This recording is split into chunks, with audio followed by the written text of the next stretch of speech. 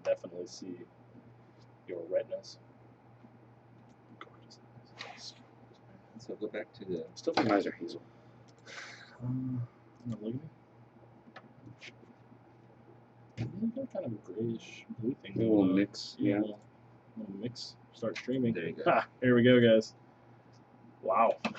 Clever. Your event is starting. Dun dun dun dun Dun dun dun. I'm Josh. In the morning. I can't remember the song exactly. Oh, now you just screwed me up. I know. There you go.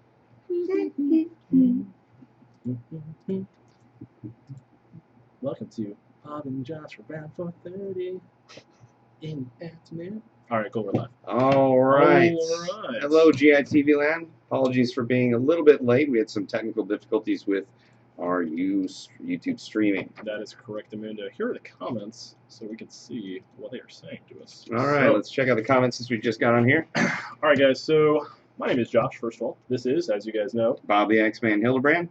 Good friend of mine, also my roommate. Absolutely. You guys don't know that fun trivia fact for Indeed. anybody who's watching out there. I know the stream is a little stretched at the moment, at least what I can see that you guys are seeing. I will fix that for next time. I have not had a chance to really get into the YouTube thing and delve. But without further ado, let's start the show. Absolutely. So first off, we've got our promotions going on. We've got a currently available coupon code that is for 16% off. It's called Sweet 16. Now, if you can't hear that, that's actually a train going by. What was that? Yeah, but not to distract from that, you can currently get 16% off online using the coupon code Sweet16, and I believe you can use that at the walk-in store, right? I'm not 100% sure on that yet. I think we're just barely getting that information over there, so we just made the Oh yeah, coupon this code. just went live. So. Yeah, so we'll probably get that over for you guys, I assume. If anything, there's still probably a Thursday 20% off. I know. What I really like right now, though, is we've got this 55% off blowout clearance deal section. The blowout deals are awesome. Well, it's very rare you get 55% off, and also like the clearance section and the wholesale deals section it's pretty fun to check out because I'm often in the market for a bunch of random things all the time. So if you find stuff that's really well marketed, Random things? Oh my god! I went through my entire airsoft inventory last night. That was just the inventory in my room. Arsenal, what you meant to say. Yeah, that's what I meant to say. You say inventory. I've got cubby holes for just magazines. I've got a cubby hole just for grenades. I feel really proud of that. You're turning into Greg Wong over here. Did you see him bring that bin of magazines to that gas blowback game? Yeah. It's just, I guess you brought some L4 mags. Can we crack open my crate of 5,000 of them? Oh, man. Yeah, he let me borrow a couple that day. I was like, thankful for the extra ammo. Greg Wong, you have way too much airsoft stuff. We're not enough. This is true. Start an arsenal already. Yeah, or an army. A well-armed army. A well-armed army. Oh, yeah, I guess you could just borrow my Token Marui. No big deal. Just like, cool, thanks, Greg. God bless him. I wish I could have been able to play with him this weekend. And I was really sad I missed him in town. But that said, we've also got another event coming up, too, that I hope Greg is able to participate in. But that said, it's Tim versus Bob 5, which is going to happen in Antioch, California. Which is where Tim is right now. I was going to leave it open to say his whereabouts are currently unknown, but now they are known. He may or may not be building an army up there. Yes. they're theorizing. Well, he'll need an army because I'm coming for him. Yes. It's a trap. I'm really excited about that because not only is this probably the largest indoor airsoft field in North America, probably the world, but also this is the first airsoft game I will have gone to where there are meal options. Yes, I have never been to an airsoft field where they were like, "Hey, would you like to either have salmon?" In the words of Jet from our Desert good friend Fox. Jet, Desert Fox, Salmon. Salmon instead of salmon. Yeah. So who knows? Funny guy. Tomato. Yeah, exactly. Yeah. And what was it? What were the choices? You get like beef salmon. briskets? No, well, maybe beef brisket was on there, but I know there's like barbecue baby back ribs, teriyaki chicken. Like there was like a vegetarian option, and I think a salad. Just a ridiculous amount of food options for an airsoft field. It's like they're not a full-scale restaurant, but I would love to get some. Yeah. So it may be far away from some of your airsofters, but if the largest indoor airsoft field and the fact that it's a Tim versus Bob game is not enough, they've also built part of, I believe, a 737. I believe the front third of it, along with an airport terminal or part of a terminal, and what looks like a bit of a tower right there. So it's pretty cool and definitely adds to the aesthetic since we are playing a scenario game. Now, again, this is not milsim by any means. You can bring high-capacity magazine, drum mags, grenades, just play to your heart's content, but stay within the rules that are dictated by GamePod. Right. You can check out the rules on their website. Really cool. I can't wait to go there. www.gamepod.com. Yeah. Oh man, I wish we could put that up there right now. Yeah, but I will say this though, for you guys out there who haven't been to a BBT, TVB, it's all the same. Yeah. Haven't been to one of those games, it's really more so about getting back to the spirit of Airsoft, where it's just a ton of fun with a bunch of your friends, getting crazy, having a lot of really good times. I know particularly from BBT3, I was like, oh, maybe I'll run my mid caps that I ran for Lion Claw, and I was like, no, I'll just throw my high caps in there just in case. Ended up burning through all three on like a bunch of human waves attack. This guy was sending my way. I was literally sending waves and waves of my troops, Coney 2013, and I literally Bob 2013. Yeah. We made some posters of Bob. It's got the Coney look thing. It's hilarious. I was really embarrassed when they first started doing that, but like after the experience of Team vs. Bob 3, like I had to admit, like I was sending waves of child soldiers, and literally right at the hard point position that he was behind. And me and Chris Pankratz from Minnesota were behind this one little Connex box where we could just basically see in three different directions and just were burning through ammunition like crazy. So I will say, Bob vs. Tim games, bring everything you got, have fun. Bob usually takes the kitchen sink, so seriously, get on it, guys. Bring all the fun stuff. I think Tim vs. Bob 3, I really outdid myself, and you can check out that. Didn't you have somebody helping you carry gear onto the field? I had like Jet right next to me. I handed him a Galil at one point because I almost dropped the AR drone on the iPad I was holding. Right. And I had clearly priorities. I had 4 other rifles and I had 2 pistols, and it was a lot of candy and a lot of magazines to barter with. But that said. Really fun game. Oh my god, yeah. What I think like really sells me. I mean, obviously, my name's in the title, which is really cool. But what makes me like so into these games is the fact that at each of these Tim vs. Bob games, it almost feels like you're creating your own storyline. Each of these games has been radically changed based on individual action. Tim vs. Bob 4. I mean, one guy held down a pipeline for 15 minutes, and there was 2 seconds left at the end of the game. If he hadn't gotten there in 15 minutes and 2 seconds, it would have completely changed the weekend. And it's just amazing how that happens on just about every game. Individual players impact the game greatly. Yeah, exactly. I mean, like, for instance, Bob's individual players raised the wrong flags. Drastically differentiated the game, Really could have been a different game if that hadn't happened. I would say the player that really gave the outcome of that was the actual referee who told me that those were my flags I needed to raise. So I sent off some of, like, my best troops. The points, 0 points for Bob. Oh my god, no! I sent off some of my best troops, team therapists. I was like, "Go get those flags." They were like, "We're on it. We did it. Wrong flags." Whoa! It's been up for 30 minutes. So it was very frustrating. And Tim started out with, 2 times more flags than I did. So no big deal. No big deal. Not bitter. At all. But definitely the BBT games are a lot of fun to be had. So if you guys do get a chance, head over to the website, purchase your tickets because they will be selling out. Actually, yeah, the slots from my side are just about gone. Tim's side are filling up fast. What always happens is that 3 weeks or 2 weeks before the event, it's just like exponentially they just sell out. So if you've got a hotel or if you have plans to go up there, don't wait to get your ticket. We always feel bad when this happens because invariably people call us. But it always happens though. Like I know.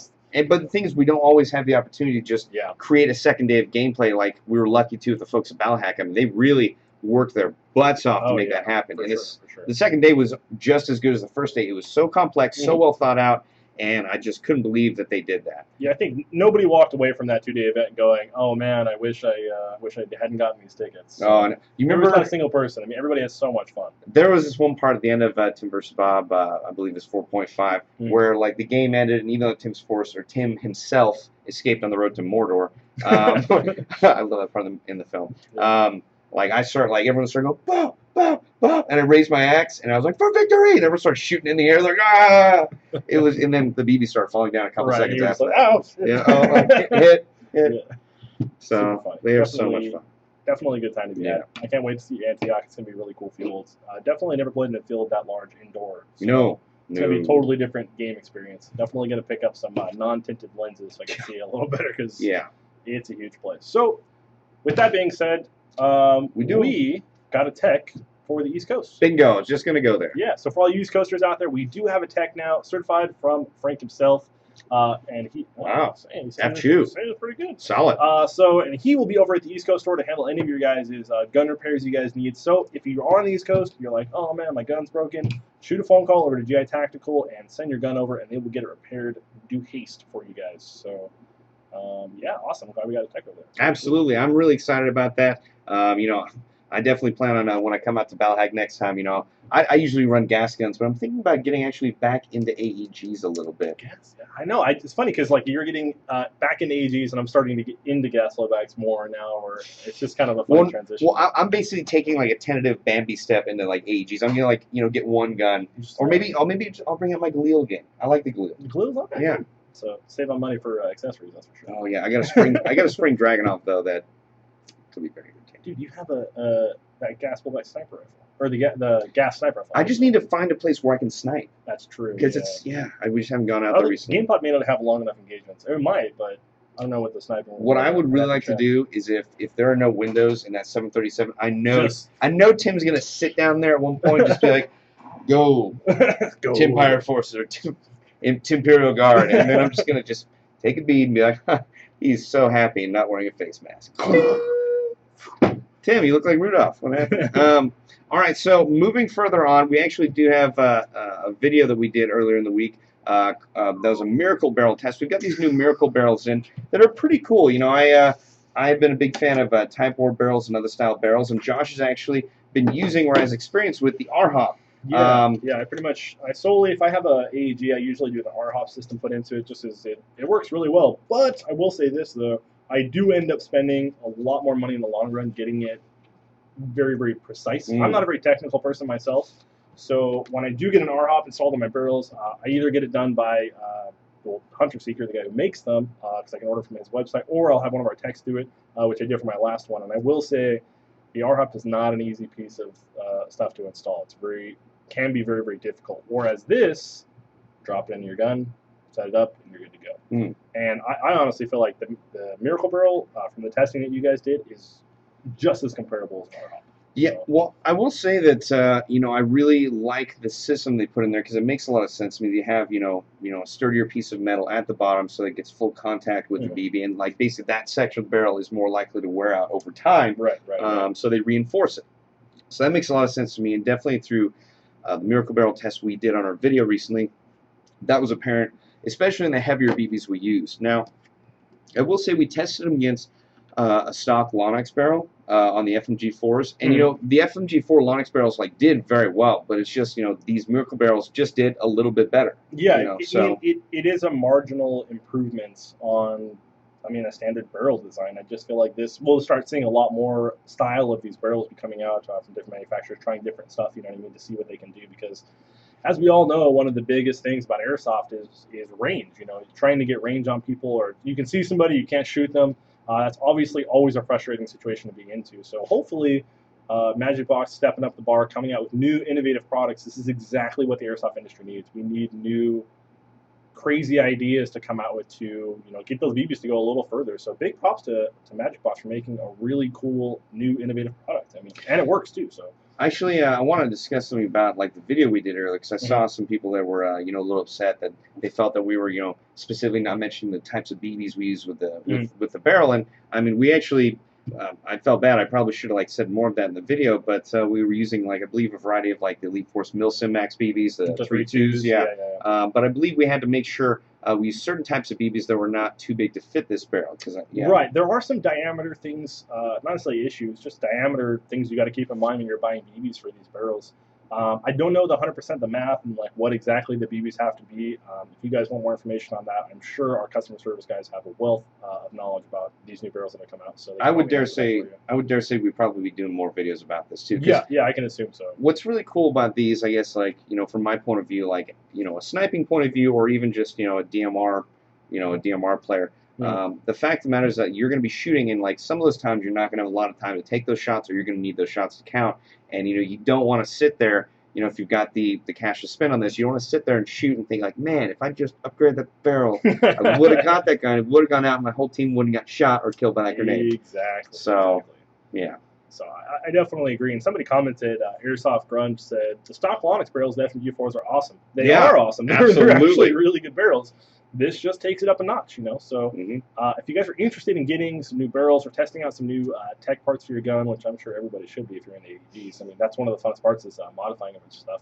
and well, when it works, I should say. Yeah. But these definitely will give you guys right out of the box performance and not be so difficult to install in ROP. So, I mean, comparable performance, $70 for a barrel. These qualify for the coupon codes.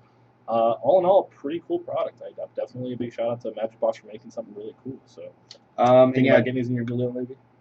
Possibly, because I can't put a lot of other accessories on the Galil. I mean, not really. I mean, if I could do anything, I wish I could put like a red dot sight on top. But I feel like I should mention this just to be very specific. The BB track, the reinforced part, is constructed out of hardened steel. Just in case any of you were wondering that. For wear and tear, right? Yes, for wear and tear, because overall that's the place it gets worn out on the barrel. Right, yeah, because the BB is going to be hitting that little track. Exactly, right? So exactly. Steel's pretty strong, if I remember correctly. No big deal, no big deal. So yeah, you already mentioned, I believe, that these are $70 and can be used with the coupon code. Yeah, for sure. And this is brass barrel. Obviously, if you guys can't see from the stream, I know it's not 100% easy to see. This is brass barrel, so you're going to get that strength along it. So, yeah, absolutely. Moving on, we'll answer a couple questions really quick and see what you guys have to say. Scroll down just a little bit. There was a couple of questions I remember seeing. I can answer that one. Okay, yeah. Do Josh and Bob hunt? Josh, why don't you answer that first? I have hunted, but I'm not a prolific hunter at all by any means. I would like to learn more about it. I guess I hunt fish from time to time, but not exactly the hunting I think that you're probably talking about, Bob. Yes. I do hunt every year, duck and dove, and you know what I would love to do is like turkey hunting. I think that would be so much fun. And then have a turkey for Thanksgiving. That'd be so awesome. You definitely got to be very careful about it, because if you're wrong, you can pull a Dick Cheney. This is very true. Yes. Josh, what program do you use to edit videos for GI? I currently use Adobe Premiere 6.0, I believe, the newest one. I use Premiere and After Effects because they can link very well together to do pretty much any of the videos that we need for our channel. So, where was that one I saw? Yeah, no, the comments are going crazy. Someone did ask someone asked about what our thoughts on the classic M15A4. That's the one I was thinking of, yeah. A recent video that came out. It's pretty cool. I'm glad Classic Army is coming back onto the scene. They've been, a little bit, not here nor there for a while, but it just kind of disappeared for a little bit. Yeah, for a little bit. Hiatus or something. So. But yeah, no, I'm really happy they came back out with Saw as well as an M15A4. It is a little heftier than I would have expected, but it is a very solid gun. It performed very good for the price. I was thinking the same thing when I picked it up. The tube is very similar to the Mark 11 style sniper rifle. Not sniper, I mean DMR rolls more so what that rifle feels, but I feel like the tube is just really heavy. It's got a lot of bulk to it. So yeah, but if you're not concerned about that, it actually functions very well. And if you are going looking for a DMR kit or something of that matter, it definitely has the option to put bipods on there or any other stuff on those rails. Right. But I will say I was actually more excited about the Saw that they came out with because the price was just right. The Mark. Was it Mark 3? Which one did you guys do the video on? Shoot, I can't remember off the top of my head. I know which one you're talking about. Yeah, I did like that one. I thought it was really cool, and it wasn't so hefty. It was actually kind of lighter than I was expecting it to be, but it was actually the first time I'd actually considered going without a box mag for those, because every time I saw it with the M4 style magazine, I was like, I'd rather the box mag for all the extra ammo. But because the high caps are so can carry a lot of ammo. And the fact that I could just toss that to one of my teammates, I was like, oh man, I love playing Battlefield 3. I want to resupply my buddies. Just get that whole Battlefield 3. Just go into the support class. No, I could totally hear that. Yeah. So. All right, just a couple quick questions. JPC versus 6094 versus the Banshee. Bob, why don't you give me your impressions on what you think? Wait, I'm sorry. Say that again. Operator, Op3, 8. There you go, right there. Above your mouse. What do you prefer, JPC 6094 or a Banshee? Or Banshee. What would your choice be on that list? That is tough. I really like how the Banshee looks, but I almost feel like it's too tiny for me. So I might just go with the JPC. The JPC is pretty small too, though, man. Yeah, I know. It's just a tough decision. Those are all very, very small vests, and Bob definitely is not a person about running minimal loadouts at all under any circumstance. My personal choice, I think I'd have to probably go with the 6094. Yeah. Just because I really like London Bridge. I mean, pretty much all the products they make are super top notch, and I have a couple of items from them, and I really like them. So that would be my choice. We actually also have a bunch of LBX stuff now, too. Or is it LBT or LBX? LBX. LBX. Yeah. I'm going to use their LBX camo spray paint kit for something new. Oh, Yeah, nice. yeah. Cool. Yes. Well, let's move on to the next set of products that Absolutely. we have, which I think probably a lot of airsofters are going to be really, really excited about, and that is These are combat uniform. Yes, these are the Lancer Tactical Gen 3 pants. Right. Now, the first thing I noticed, the first thing I thought was really cool is that they already come with the knee pad pre-integrated into it, and that is always nice because I hate kneeling down on BBs without knee pads on. Oh, on my shoulder so you guys can see. That is not the correct way to wear it. It's kind of like a. I feel like I'm in a Don't go there. Don't go there. It feels like a Don't go there. But they do come with the knee pads, which I really think that is nice of them. Yes, no, it's nice that they're pre-integrated. I really have no complaints over that, and they also have the Velcro, so you can tighten it around your kneecap, which is awesome. Yeah, it doesn't look like maybe they come out. Oh yeah, you can't. They Okay, can be remove removed if you want to run like your hatch knee pads or whatever. So. Yeah, no, I mean, I prefer knee pads that are in the actual battle dress uniform, just because they cannot go up or down. Exactly. You know, just about every set of pants I wear, including like the ATACs I have, I put knee inserts inside of. So this is really cool. Now, we don't have a price on these just yet, but we're going to be carrying these in, I believe, both different versions of ATACs. We're going to have multicam, probably OD and tan. We have actually, a full tan set. So you can get, the cry-cut style pants with the pockets that are all in the proper places where they're supposed to be for a lot less money, obviously, than what the cry would cost. And these are really cool. And the fact that they come in pretty much all of the colors that you guys would want, multicam or AOR1 style, Desert Digi style stuff. You're going to have a lot of options from Lancer for as far as your clothes go. I mean, Jet from Desert Fox, he rocks AOR2. Yes. I think he has a set of AOR1, so he says he really likes them, and I mean, they seem to work pretty well for him. I mean, it's airsoft gear, Yeah, I mean, it's made for airsoft, and that's you kind of need to know that these are not going to cost nearly as much as Cry. You can tell that it's made out of different material than you'd expect, just on the knee pads at least. I mean, it's an affordable solution for. Yeah, no, I would definitely rather have this. This is my favorite feature. If any of you guys out there run the TrueSpec BDUs, they have a button-style pocket on the front. This has Velcro with a zipper.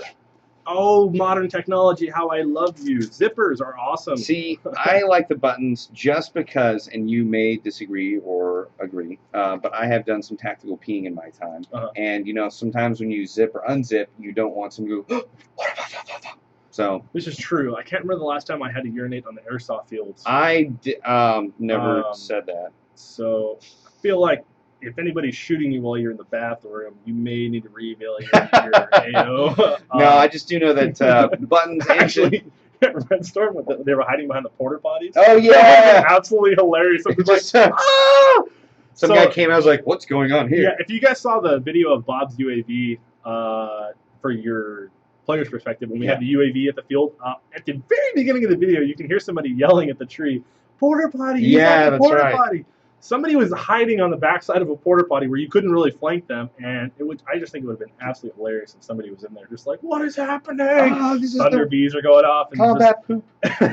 Yeah, you get done real quick. So yeah, you would. These are pretty cool. They have reinforcements on everywhere that they should, pockets, all that stuff, guys. So if you're interested in getting some really affordable AOR1, AOR2 style Desert Digi stuff, these pants with the knee pads, which is awesome. Something else to make note is that the pant legs can also be velcroed around the boots. Yes, this is really cool. So you'll see a lot of people who will either tuck them into their boots or run them on top. I personally run them on top. I don't know what the 100% regulations is for that for the military because I'm not a part of it. But these are really cool because now I don't have to worry about them like slipping down or getting caught in anything. I can make sure it's really tight against my boot and I'm not going to get anything in there. So I imagine this for TVB 4 would have been cool to kind of seal up your pants. Yeah. It would have been good.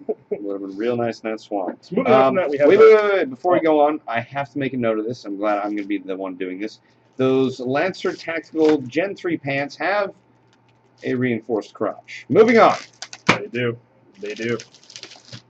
This is the Lancer Tactical Combat Shirt Gen 3. This is the matching combat shirt that goes with it. So, as you guys can see. Very comfortable. Actually, I really like the color of this the central piece of this shirt. Yeah, it's actually really nice. Yeah, no, it looks good. Got a little tag here from Lancer Tactical, as you can see. All right. So, also, I mean, yeah, this is kind of cut similar to what you guys would expect. It has the obviously reinforced knee pads. or knee pads, No, elbow it pads. has the elbow pad pocket, so you can put elbow pads inserts in here, Right. which is nice because I don't always run those because sometimes I feel like they get in the way, but other times, especially in if fields, they were integrated though. well, that's what I mean. Like, what do you mean pre-integrated, pre-sold? What do you mean? I'm saying like because I know I don't like to run the straps over my arms. No, I never do that. I mean, yeah. sometimes I put the inserts in here, but just every now and again, like at CQB, like I feel like I don't really need them, so I take them out. But on courses with a lot of rocks, where sometimes I'm going to get down like that, like the JG Bar 10 game. Yeah, that would be that would have been nice. Yeah, I feel like if I could get pads that would go inside my elbows and I didn't have to think about it or like strap on additional thing, like I probably would have a much better time with it and not think about it so much because I just feel like having straps on my arms really just bothers me. Yeah, kind of annoying. Yeah. But if they have the option, that's even better. You're also going to get your Velcro in the places as normal, so you guys can rock all your cool patches. Here's the sleeve. I know it's kind of difficult to tell because the shirt's the same color, but here's the sleeve. And it also has the ability to Velcro, so you can roll the sleeves up, which is really nice. So, the price on the new Banshee, I think somebody said that a second ago. I don't know where it went. I don't have 100% on the price for the new Banshee, but I know whatever Banshee prices it at, or Tag prices it at. I think it's Tag that makes it right. Tactical Specter. Yeah, so whatever they prices it at is going to be more than what it's worth because that thing is a really great play carrier for an already crazy affordable price. Yeah, definitely. It is rated for use by the LAPD, which is a world-renowned police force. And hi, Sergeant Traz. And Bob, can you come to Norway and play Airsoft? I would love to go to Norway. I'm a bit slammed for time right now, but is Norway where they film that? Water assault? Sweden. Sweden. It's all kind of the same area. It's all right off the coast of New Zealand. So. Okay. Yeah, close enough. I love that. Asia. I recently rewatched that, and I was just like, this is the funniest interview. She had no idea. I interviewed Maureen Chan, and I may have had a little bit too much fun with her. I pretended I didn't know where Asia was or that it existed, and she took it seriously. All right, that said, I'd actually like to get the Specter MPC2 up here.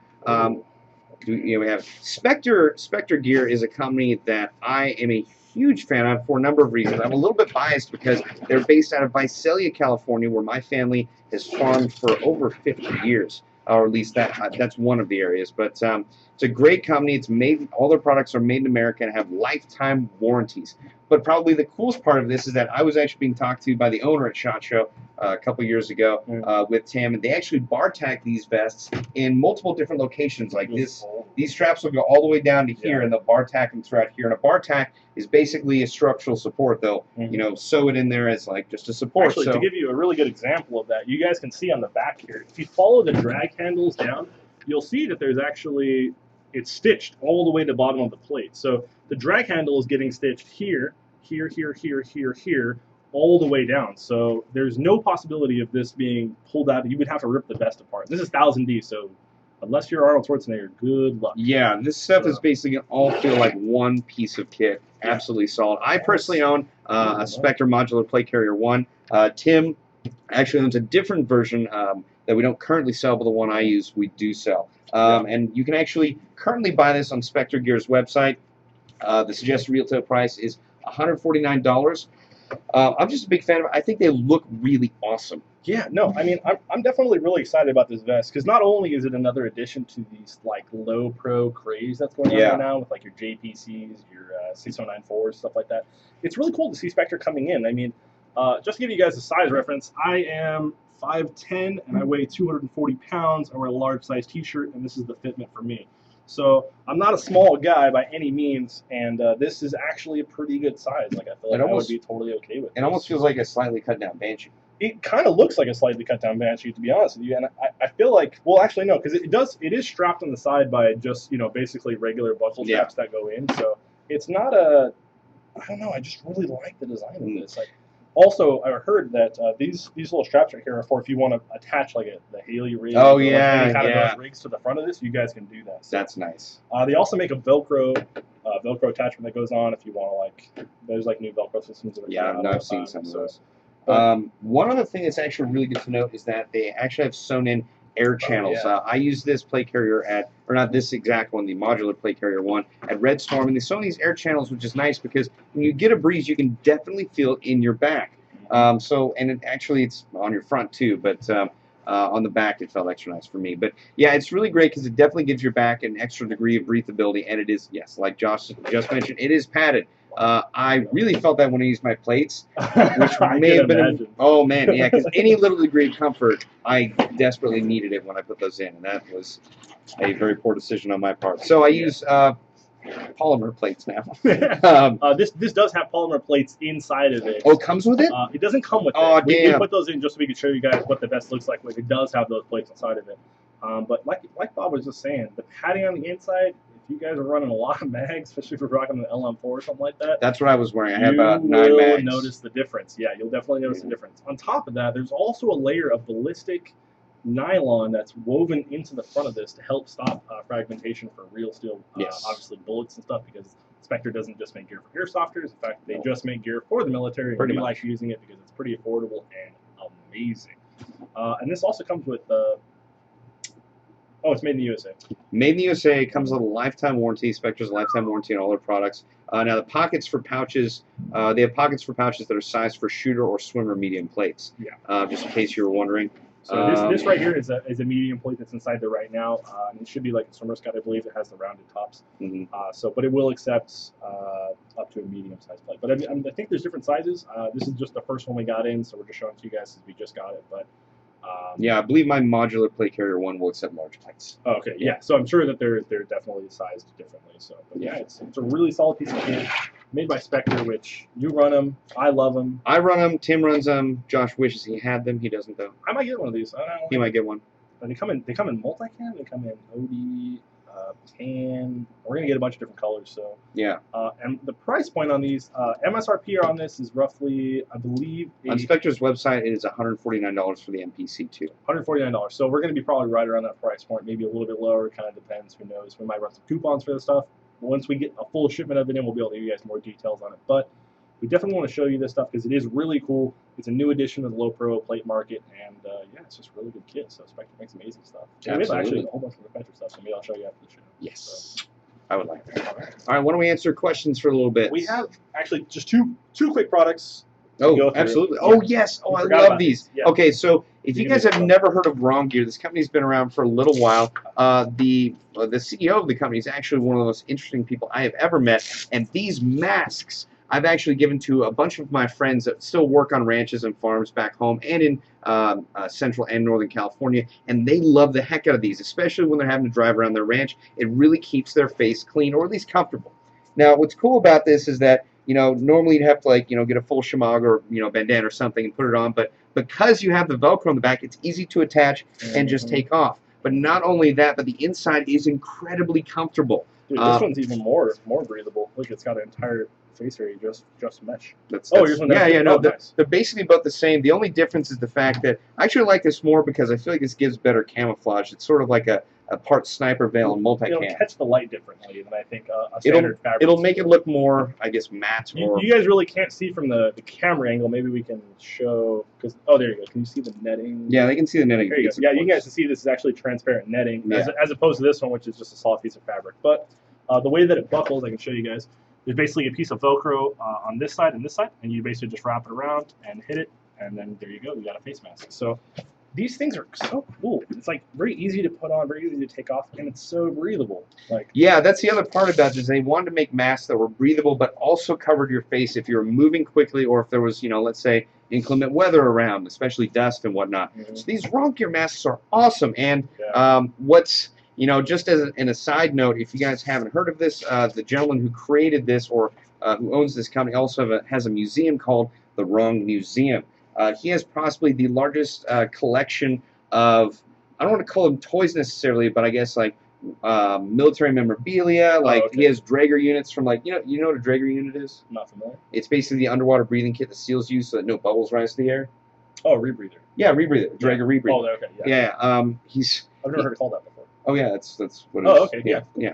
Awesome. Anyway, he's just got probably the largest collection of either weapons from movies or just memorabilia from movies I've ever seen in person. And in fact, on the walkway down the stairs, I believe all the Lord of the Rings blades in the movie. Oh, wow. That's awesome. So very good guy. Check out Wrong Museum online, but more specifically, I would highly suggest you check out these Wrong Gear masks because, You know, if you live in inclement weather or you live in a place that has a lot of that with a lot of dust, you're gonna like this. Or if you want to get a cool, like, I don't know, kind of modern cowboy, you know. I feel like these would be really cool in airsoft field, and I just feel like people don't really. I've know seen about people them. rocking. No, I've seen people rocking these on airsoft Yeah. field before. I just feel like if you throw this over your iron jaw like Jet has, and then throw a helmet on, like you're good to go. Like this, I feel like this is really cool, and you can tuck it in your plate carrier too if you don't want it to be so visible or whatever. So it's just basically covering your lower face. I think for a sniper, this would be a great option. Yeah, no, I would agree. Yeah, I would agree. Exactly. And these are actually new ones we're just getting on our website. We already have like quite a wide variety. There's a variety of these that look like schmogs in different colors. Don't negotiate with. Oh yeah, hey, Jet from Desert Fox is here. Awesome. Oh, there he is. Cool. Saleh. Welcome, Jets. Are you? He may still be in Chicago. I think where he was. I don't know. He actually called right before the show. And these masks are called Wrong Gear Warrior masks. Warrior masks. These are not on the website yet. We literally just got these into the warehouse. So. But there are quite a wide variety of other Wrong Gear Warrior masks on in different colors. I actually have one that is in green and what? I was just thinking to myself, if somebody just tuned into the stream right now, we would look like a bunch of really interesting people with just multicam masks on. I'm sure it'll be fine. All right. I like this. So are those Lancer Tactical? Yeah, no, it's pretty awesome. Nice. Are those Lancer Tactical pants on the website yet? Actually, the majority of the stuff on the web is not on the website yet, except for the Miracle Barrel Witches. So this is all like really super brand new products that are literally have no pictures even taken of them yet to go up on the website. So as soon as they're up there, we'll probably update you guys on Facebook and let you know. So if you're not already liking our Facebook and seeing our stuff, then you probably should get on that. So. Dick Man Jones. If I buy my airsoft gear from other companies, will Bob come to my house and kill me with an axe? No, I would never threaten to do that. Right now. Next question. Let's see. Bob, what is your favorite color? I think I just saw that. Blue. What shade of blue? You can't see it, but that one right there. Oh, yeah, clearly that color. Yeah, no, that blue color. is Yeah, your that favorite. color right there. Let's see here. Bob, you coming? Yeah, the comments get just Bob, you coming back to Combat Airsoft in Deer Park, Wisconsin? I don't have a definite date for when I would come back. Hopefully, Tim and I will be able to come back together to have a couple other mini Tim versus Bob games. Was that the field you guys played out for the Strong Midwest? Yes, that's correct. Okay, cool. I actually really like that video you put together. Yeah, that was like the last action video like I edited for our department, and I thought it came out really well. No, it was so funny because Bob came in and I was just so tired, and it was just me editing at the time. We didn't have anybody else to kind of help with the workload. And he was like, "Hey, do you want to edit an action video of footage that you've never seen and don't know when the cool parts are?" And I was like, "No, please don't give this to me." And I was like, "Bob, I'll give you music. Can you edit it?" And then it turned out really good. I was stoked with what you got. So yeah, I was happy with it. So. No, I was actually trying to go too far with it before I cut out this whole intro part where we zoom in from outer space through the clouds and onto the ground. It was so funny because he looked at me. He was like, "Josh, you could probably do that." And I was like, "Yeah, it'd take me a little while to do it. I mean, but you could try. There's tutorials." And he was like, "Oh, yeah, I'll try. Let's see if it works." And then like 20 minutes later, can you cut together like a small intro for me really quick? Well, yeah, no, I showed you the photo I want to use. I was like, you just make it look cool. Better. Yeah, so. But yeah, if you haven't checked out Tim and Bob's Storm the Midwest, that action video is pretty awesome. Very, very fun. Yeah, it's one of my favorites. Let's see. Someone asked what sidearms we were using currently. Oh, yes. I currently, I just bought an HK45 off of a really good friend of mine, and I am digging it so much I can't even describe. It is an amazing pistol, so I was so stoked if I got one of those. How about you? What are you rocking these days? I'm going to mention what I have been rocking lately, and then I want to mention what I'm going to rock now. So lately, I've been using my Elite Force 1911 TAC as my right-handed pistol because it's got a lot of great kickback, and then I will use either my ATP or more likely my KWA 1911. I believe Mark II on my left-handed side. But so you're gonna run are you gonna run dual pistol loadout? No, I did that recently with Jet, Chris Bast, and Level Cap at Tech City South. When we did the Freedom Run, I pulled them both at the same time. Oh, nice. I was like, ah! And then I actually looked at what I was shooting. I was like, ah! Were you aiming in the wrong direction? I was really like, I started screaming before I started aiming, and it was like, the guy's right here. Shift fire. So I'm just like, oh yeah. So I still got one person before I got shot out vigorously, but that's what I am going to run from now on those because I bought Gene's other gun. Oh, right. So we're gonna be HK45. We're gonna be HK45 brothers. It's just like I've always. such a cool pistol, man. Like, I can't even get over it. When I first held it, I was like, ambidextrous everything. I will say this though, I'm kind of a unique shooter when it comes to shooting pistols because I don't have very long thumbs. So when I try to go for my my mag release to drop my mag out, I end up having to like break my entire grip to hit it. Yeah, I have to like kind of rotate the gun in my hand. So what I like about the HK45 is the mag release is right under the trigger guard, so I can push my index finger down and just release it and get really quick reloads. Whereas I'm sure you have a little bigger hands than I do. It's probably not that big of a deal for you, but it's still a really cool feature to have. So I actually like the gun. I mean, my gut instinct was to like the gun just from like how comfortable the grip is and how intuitive the gun feels in my hand because, you know, it feels like a little bit bigger gun that I'm used to as far as the ATP goes. Yeah, ATP but is pretty slim, isn't it? It's slim, but I mean, I guess like the HK45 because of how it's built, it feels like an extension of my arm, and that's why I've wanted to have it for a long time, and why I can't wait to take it out because I'm going to take that out, and I'm going to probably take out my Elite Force or my KW 1911 in my left hand, and I will have 28 rounds in this hand, and not as many in this hand. I'm basically just going to be going. Pop, pop, pop. I should be out by now. Pop, pop, pop. You got a new mag, right? The new KW mags that came up. Yeah, 20, yeah. Are they 20 stack or how much are they holding? It is 21. I'm so happy rounds. It's 50% more ammunition than in the old magazines. That's such an amazing thing. Thank you, KW, for doing that. We really appreciate it. And it is such an easy switch too. You just drop out your mag release button, in goes new mag, and you're good to go. Yeah, pretty solid and definitely quite an improvement. It almost felt like one of my favorite video games, like, oh, hit this to get 50% more rounds. Like, thank you. Please, why don't I? Yeah, so very well played, KWA. Definitely. I want to say, don't fix your stuff. You're doing great. You're perfectly fine with that. So. Yes. So yeah, let's see. Why don't we answer a few more questions? Yeah, for sure. What is a good starter gas blowback rifle for someone who's just getting into them? That is a great question because I actually just did a Tactical Gearheads video on the G&G gas blowback rifle, the gas blowback M4. 15 minutes ago. You're kidding? Yeah, cool. 15 minutes ago. So perfect. What's his name? Coah, C-O-A-H. If you go to our YouTube right now, you should see Bob the Axeman TGH for the gas blowback rifle by G&G, I believe. Someone who makes it, Combat Machine. Yeah, it's a G&G Combat Machine gas blowback M4. Gas blowback rifle M4. Yep. What's really cool about it is the gun itself is like $150, and you know the mags, you know the gas blowback rifle mags are going to be expensive, but you know you can use coupon codes and whatnot. But I would suggest I actually prefer the tan mags, just out of my own personal opinion. I think it looks cooler in the gun.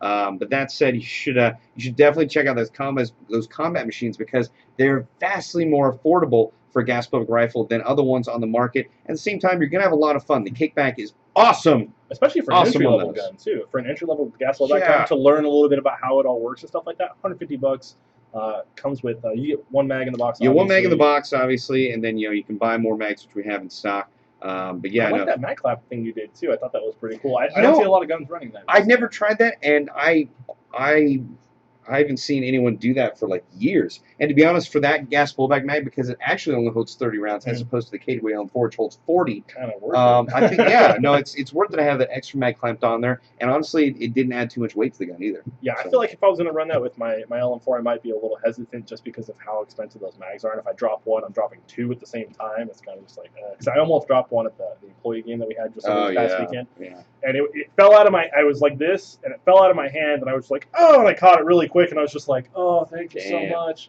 So happy I didn't break it. So, but yeah, I definitely say that D&G gun is a great entry level gas blowback rifle to start. So, hey Bob, is the new one from G4 worth getting with the KWs and BFC if I want to get serious with airsoft? I would say yes, because I mean the FMG4 it actually is just a lot more affordable than either of those two brands. From what I'm assuming the gun you want is, and also Lonix parts are really good, especially as we found out the barrels are pretty darn good. And speaking of parts, don't forget to mention. Oh, that's right. Yeah, I forgot about that. So we'll mention that later. But right. Continue on the FMG4s. The Lonix parts are very, very solid. It's a very, very good gun. And I mean, you're going to get a full metal body, which is amazing. Not to mention, we have them in. I can't even tell you how many different variations with whatever rail you basically want on there. We'll probably make one that you can get. So if you want a Daniel Defense Mark 18 style one, we make a rail for it. We have rails that are available on the website. So. FMG4 motor issue. Is it normal for it to get noticeably warm after a mag or two? It kind of depends on what battery you're running, because you could be running a battery that's maybe a little too hot for the gun. If you're running an 11-1 with a really huge C dump, it could cause the motor to get a little warm, but for the most part, you shouldn't be having those problems. If there is anything issues with it, make sure you call our tech department and talk to them about it. They'll definitely give you a much more informed answer than I can. So. I had noticed after like firing it through 3 mags really quickly, and we had an 11.1 with a high dump on it. It did get I did notice it getting a little warmer, but I would highly suggest, if you are concerned about that issue, to call our tech department, or more specifically customer service, and they can connect you to the tech department, and you can talk over through them and give them all the details. I think for the most part, though, I mean, motors, when you're using it a crap ton, they're going to get hot. So it's like, kind of expect it, but then again, if it's too hot for you, it's really noticeable, and it's not something may be wrong with it. So definitely get that checked out. So. But it is important what battery you use with it as well. Very clearly, yes. The Gaming Guy 43. Will you beat Tim in Bob vs. Tim 5, Bob? Probably not. Yeah, so. Man. You're lucky you have that fake armor on. Oh wait, no, you're not. Yes. I know where you live. Oh man, that's where I live. Bob, what gas blowback rifle do you use? I currently have a KWA LM4 PTS. It's really really actually.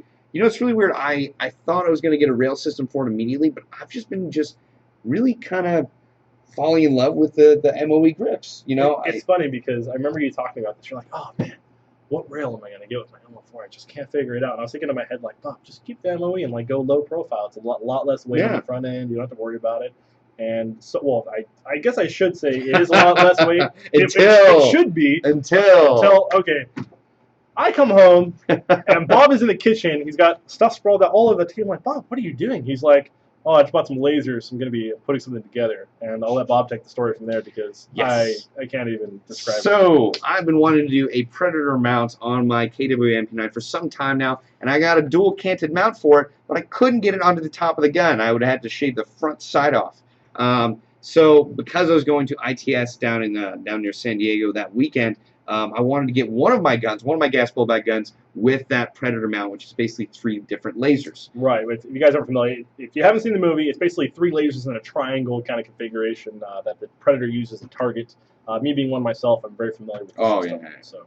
So I was trying to get them mounted, like basically 2 lasers up here, then like 1 on the bottom. I didn't quite look right when I shined it at the wall, so I basically ended up putting the dual mount on the bottom. That's what you ended up going with? Yeah, the dual mount on the bottom, and then the another laser in the front because it was kind of on a stand. Anyway, that's hilarious. I actually had to move the MOE group further back just so I could have a grip on there. But it actually worked. Like we could turn it on, and it wouldn't stay the same like formation because I didn't have it zeroed in, so it would actually change. And as you got closer. At a certain point, it would form an Orion's belt. And I had this video of me like. It would be Predator, and then when I moved to Jet's crotch, it'd be Orion's belt. And it was it was really fun. And in addition to that, after I got those 3 lasers on there, I was like, oh man, Gene suggested I just use the push buttons for the lasers so you can turn them on and turn them off. Oh, yeah, that's not a bad idea. Yeah, because the pressure switch wasn't really working out that well, 3 of them. Right. But then I ended up putting on that flashlight with the pressure switch on there.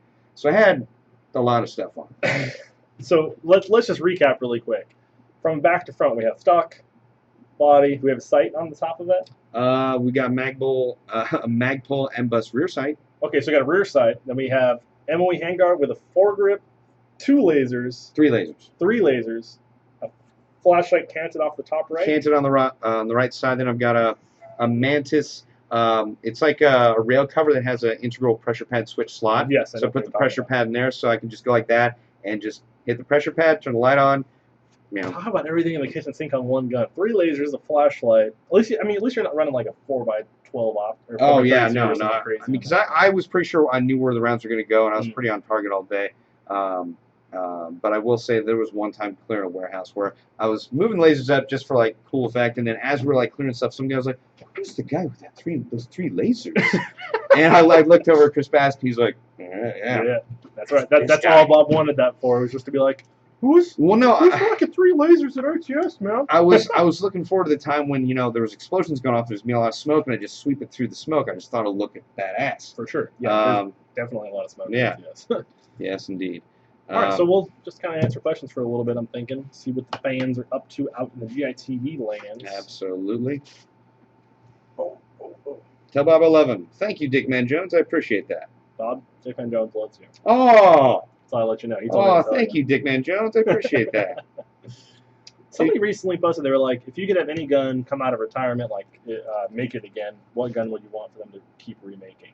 My personal choice would definitely be KSE, KWA Glocks. I would love to have one of those. I mean, you can only really buy them, you can buy them in a couple different places, but I would love for Glock just to be like, all right, guys, you can sell them. It's cool. Actually, yeah, I would agree with that. I own a fair amount of KSC G series guns, and it would be nice if I could have more. I know. I just want more stuff for them. Like, they're such a cool gun, and Glocks are. I think. Oh no, I got a gun that I wish would come out of retirement. Spas 12. Who made that? Tokyo Marine? Shoot, I think it is. I think it was Tokyo Marine. I could be wrong, but my friend Chris used to have one that was functional. But was it a gas one, right? No, it was spring. Oh, spring. Wow. But it was cool because it came with the full like Jurassic Park experience, like the foldable stock, right. and it had the U thing. Did it have the holes drilled in it? Yeah. Oh, nice. And it had the U thing, so like you could cock it, and then you could actually, because it would hold your arm like that, you'd fire one-handed and do something else. Oh my gosh, that would be amazing. Yeah, who makes a Smash 12 anymore? Nobody, right? Nobody. Not as far as I know. That would be so cool. So yeah, definitely for me it'd be the KSE Glocks.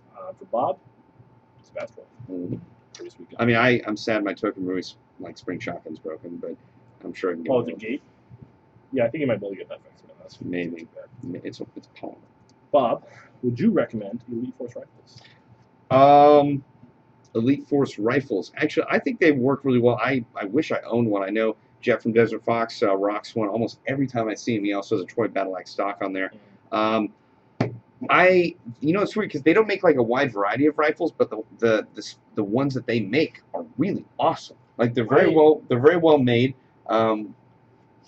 That was not creepy at all. Someone looking out from the corner of our eye. Yeah, I believe it's the 4CRL and the 4CRS. The two ones that pop into my mind. Yeah, the short and long. Yeah. Also the pistols too. Yeah. Oh, God. Well, you said rifles, but yeah. Yeah.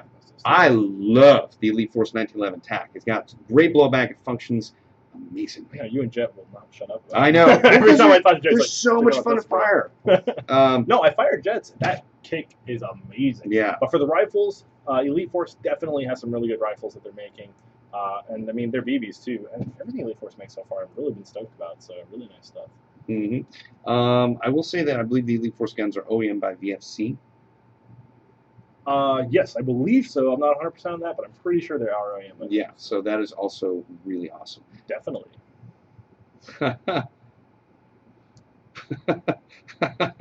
Damn. Awesome. Okay, thank you, Man Mr. Jones. Man Jones. Okay, so actually, because I wanted to give you guys out here a treat for staying almost to the end of our broadcast, in case you were not aware, I believe we are of a Facebook contest, and we will be giving away this sight right here that is on Mark's gun. We'll not be giving away Mark's gun as much as I wish we would be giving away Mark's gun. We're gonna raffle it then, I thought. Raffle Mark's gun away? Yeah. No, we're not. Next sale. No, we're not. Don't go at me on that. No. Mark's got like thousands of dollars. Oh, I know. But this scope, we will be check out our Facebook for that giveaway. It's a AMP, I believe is the company that manufactured it, and it's a red dot, green dot, I believe. I was just informed about this right before the show, but so I don't know the exact specs on it, but I am pretty sure that there'll be more information on the AirsoftGi Facebook page. Hey Bob, do you like scars? I should own a G&G Scar. Oh, I think he's like scars. Oh, I have a couple as well. Yeah, I think chicks dig scars. So. Yeah, I've had my tongue sewn back together, so.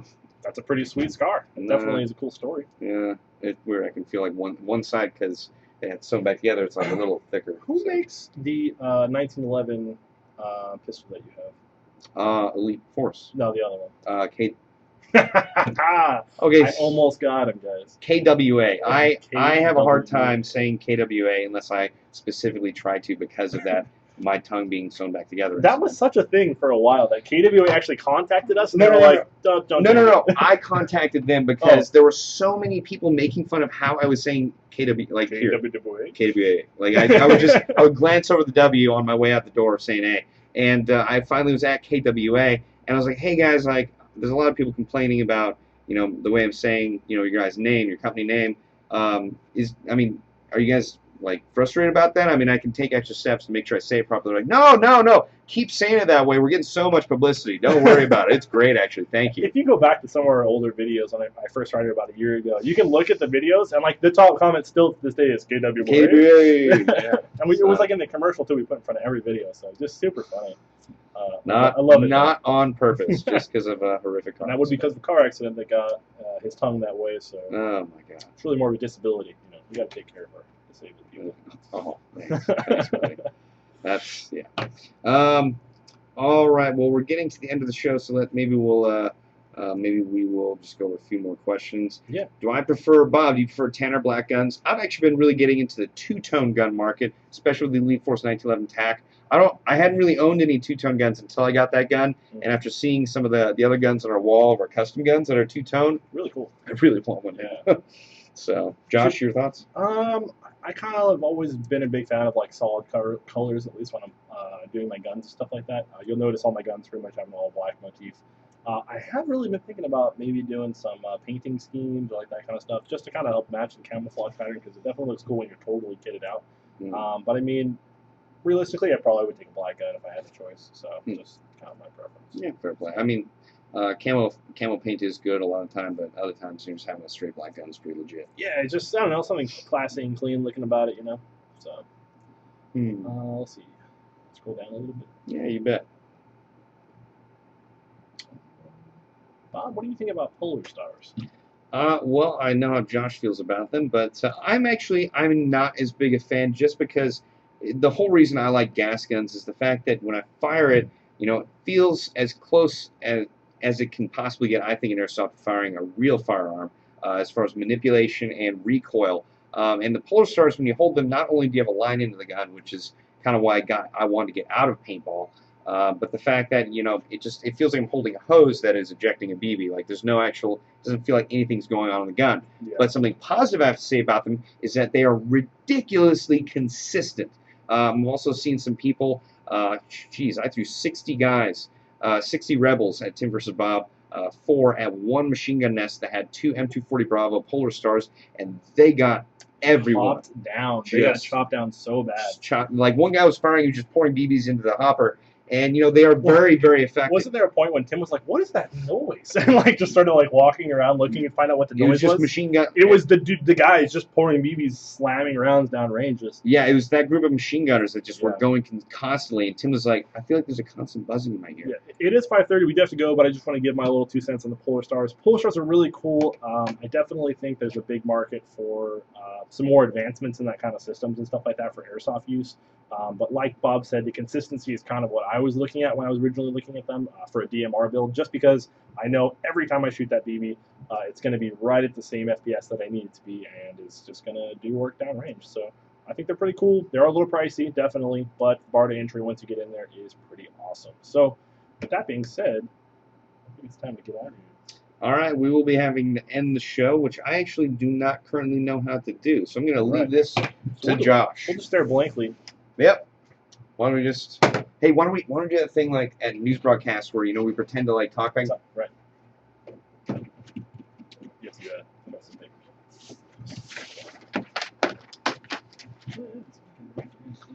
I'll figure out how to do this really quick. Yeah. Okay. Yeah. Oh, do. Bye, everybody. Bye. Bye. Stop broadcasting.